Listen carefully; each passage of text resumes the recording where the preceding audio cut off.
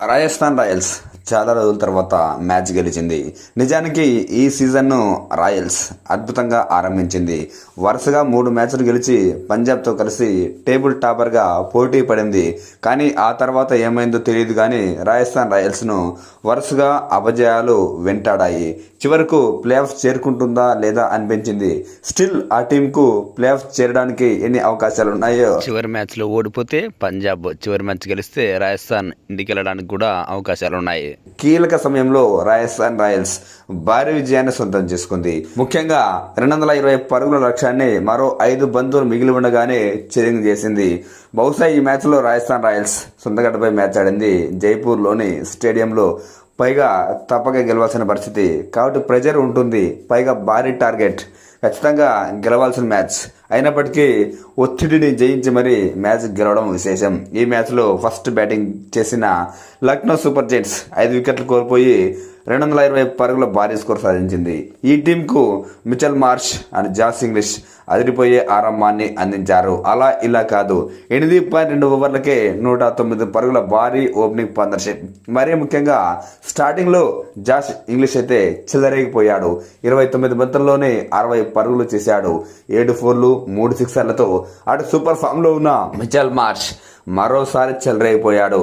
ఇప్పటికే ఓ సెంచరీ నమోదు చేసిన మిచెల్ మార్ష్ అంతకుముందు ఒకసారి 90+ స్కోర్కు కూడా అవుట్ అయ్యాడు. ఇప్పుడు మరోసారి 96 పరుగుల దగ్గర అవుట్ అయిపోయి 4 పరుగుల తేడాతో సెంచరీ మిస్ అయ్యాడు. 11 ఫోర్లు 5 సిక్సర్లతో 57 బంతుల్లో 96 పరుగులు చేసి రన్అట్ అయ్యాడు.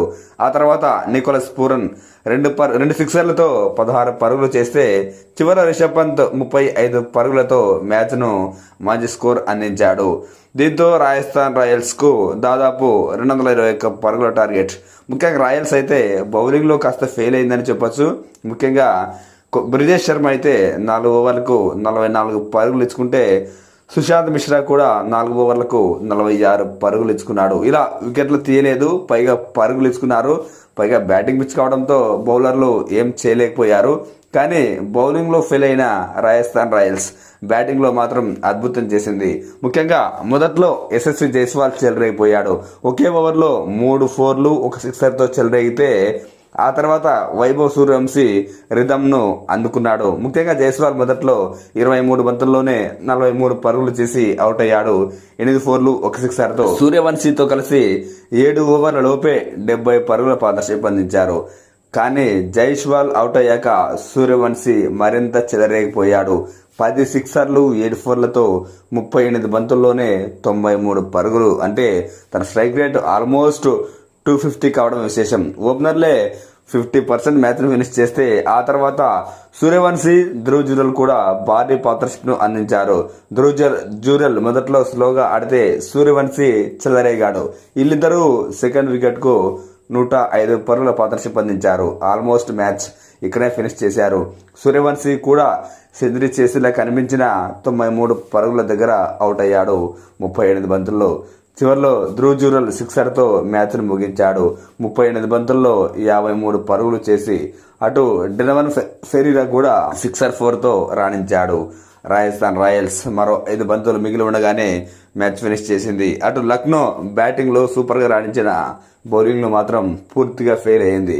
ముఖ్యంగా మహారాజ్ సింగ్ 3 ఓవర్లకు 54 పరుగుల భారీ స్కోర్ చేశాడు. అటు మయాంక్ యాదవ్ కూడా అంతే. ఫాస్ట్ బౌలర్ 4 ఓవర్లకు 50 పరుగులు ఇచ్చుకున్నాడు.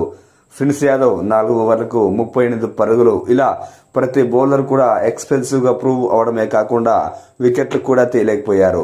20 ఓవర్లలో లక్నో బౌలర్లు జస్ట్ 2 వికెట్లు మాత్రమే తీయడంతో ఆ జట్టుకు ఓటమి తప్పలేదు. మ్యాచ్ ముగిసిన అనంతరం మాట్లాడిన సూర్యవంశీ, మాకు ఇది డూ ఆర్ డై మ్యాచ్. ఈ మ్యాచ్లో 220 పరుగులు కాదు, 250 పరుగులు, 330 పరుగులు చేసినా మేము ఛేదింగ్ చేసేవాళ్ళం అంటూ వ్యాఖ్యానించాడు.